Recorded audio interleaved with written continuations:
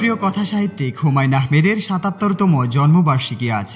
নুহাশপল্লীতে নানা আয়োজনে লেখককে স্মরণ করলেন তার পরিবারের সদস্য ও ভক্তরা। সকালে লেখকের স্ত্রী মেহের আফরোজ শাওন, দুই পুত্র নিনিত নিশাদ হুমায়ুনের উপস্থিতিতে কবর জিয়ারত করা হয়। এ সময় হুমায়ূন আহমেদের শুভানুধ্যায়ী ভক্তরা উপস্থিত ছিলেন। লেখকের আত্মার শান্তি কামনায় করা হয় প্রার্থনা। রাতে নুহাশপল্লীতে ১,০৭৭টি মোমবাতি প্রজ্বলন করা হয়। সমাধিতে পুষ্পাঞ্জলি অর্পণের পর কাটা হয় কেক। প্রতিবারের মতো এবারও হুমায়ুন পরিবার, তার ভক্ত, কবি, লেখক আর নাট্যজনেরা ফুল হাতে শ্রদ্ধা জানাতে ভিড় করেন নুহাশপল্লীর লিচুতলায়। নন্দিত লেখকের প্রিয় চরিত্র হলুদ পাঞ্জাবিতে হিমু সেজে আসেন ভক্ত ও পাঠকেরা। তারা লেখকের প্রতি অতল শ্রদ্ধা ও ভালোবাসার কথার পাশাপাশি বিভিন্ন অভিযোগ তুলে ধরেন। শাওন ম্যাম বলছিলেন যে হুমায়ূন আহমেদকে কেন্দ্র করে যে স্মৃতিঘর তৈরি করার কথা ছিল সেটা ব্যর্থ হয়েছে, সেটা সে পারেনি। এই ব্যর্থতা সেটা আসলে শুধু উনি বলছেন যে উনি কাউকে এই দায়ভার দিবেন না, কিন্তু আসলে প্রত্যেকের উপরেই এসে পড়ে। তার কারণ হুমায়ূন আহমেদ কিন্তু একজন ব্যক্তি হুমায়ুন ছিলেন না, উনি আমাদের দেশের জন্য, রাষ্ট্রের জন্য কিন্তু একটা গৌরবের ব্যাপার ছিল। তার সৃষ্টি কর্ম, তার লেখা, চলচ্চিত্র, তার গল্প, এগুলো এমন ভাবে তৈরি করা যেগুলো আপনি পড়লে তার ভক্ত না হয়ে আসলে যাবেন না। এবং বাংলা সাহিত্যে যতগুলো লেখক রয়েছে তার মধ্যে অন্যতম তিনি।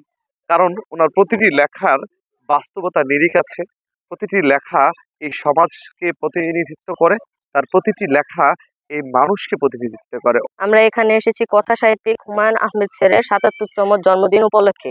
এখানে আমরা মণিপুর মধ্যপাড়া সিরাজউদ্দিন খান স্কুল অ্যান্ড কলেজ থেকে এসেছি। এখানে আমাদের শিক্ষক আমাদেরকে নিয়ে এসেছে। আমরা আমাদের এখানে প্রথমবার আসা, আমরা এখানে এসে অনেক কিছু শিখতে পারলাম, অনেক কিছু জানতে পারলাম। জন্মদিনে এসেছি, বাবা নিয়ে এসেছি, খুব ভালো লেগেছে। ওখানে অনেক কিছু দেখেছি,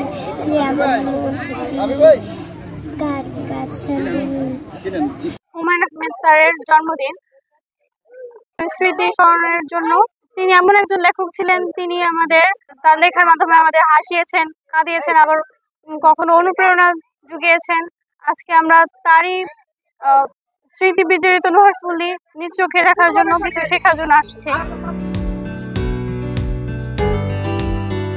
কবর জিয়ারত শেষে মেহের আফরোজ শাওন গণমাধ্যমকে হুমায়ুনের স্বপ্ন পূরণের ব্যর্থতা তুলে ধরেন। হুমায়ূন আহমেদের স্বপ্নের ক্যান্সার হাসপাতাল ও জাদুঘর বিনির্মাণে ব্যর্থতার দায় নিলেন তিনি নিজেই। খুব মানুষ আলোচনা করবে, কেউ কেউ খুব সমালোচনা করবেন, তারপর কাল ভুলে যাবে। সেটা আমার ব্যর্থতা বা আমাদের এই সময়ের ব্যর্থতা। এই ব্যর্থতা কাটিয়ে উঠতে তাদের প্রতি আমি আহ্বান করার মানুষ না, আমি আহ্বান করি না। আমি শুধু স্বপ্ন দেখি এবং স্বপ্ন যেন পূরণ হয় সেই জন্য আমি সৃষ্টিকর্তার কাছে, আমি আমার মতো করে আমি সৃষ্টিকর্তার কাছে ধৈর্য চাই, শক্তি চাই, মানসিক শক্তি, শারীরিক শক্তি চাই। এবং আমি খুবই সৌভাগ্যবান হুমায়ূন আহমেদের সৈনিকরা, আমি যাদেরকে আমি ভক্তদের কথা বলছি না, যারা হুমায়ূন আহমেদের সাথে কাজ করছেন, আমার আশেপাশে যাদেরকে দেখতে পাচ্ছেন, এরা সবাই হুমায়ূন আহমেদের একদম নুহাশপল্লীর শুরু, শহীদ স্মৃতি বিদ্যাপীঠের শুরু, লেখক হুমায়ূন আহমেদের শুরু। একজন স্বপ্নবাজ হুমায়ূন আহমেদের যেই প্রতিষ্ঠানগত যে ভিত্তিগুলো যখন তিনি করেছেন, প্রতিটির সাথে জড়িত আছে সেই সৈনিকগুলো হুমায়ূন আহমেদের স্বপ্নকে ধারণ করে। কোনো সময় আমি হয়তো বা থাকবো না, এই জুয়েল থাকবে, এই বুলবুল থাকবে, পাপন থাকবে, এদের মধ্যে থেকে কে যে স্বপ্নকে সামনে এগিয়ে নিয়ে যাবে, সবসময় তো সন্তানরাই করতে পারে এমন কোনো। হুমায়ূন আহমেদের জন্ম ১৯৪৮ সালের ১৩ই নভেম্বর নেত্রকোনা জেলার মোহনগঞ্জে তার মাতামহের বাড়িতে। তার পৈতৃক বাড়ি নেত্রকোনা জেলার কেন্দুয়া উপজেলার কুতুবপুর গ্রামে। তার বাবা ফয়জুর রহমান ও মা আয়েশা ফয়েজ। ২০১২ সালের ১৯ জুলাই মরণ ব্যাধি ক্যান্সারে আক্রান্ত হয়ে তিনি নিউ ইয়র্কের একটি হাসপাতালে মারা যান। সৃষ্টিশীল কর্মের মাধ্যমে দেশের সকল ভক্ত এবং অনুরাগীদের হৃদয়ে কথা সাহিত্যিক হুমায়ূন আহমেদ চিরকাল বেঁচে থাকবেন।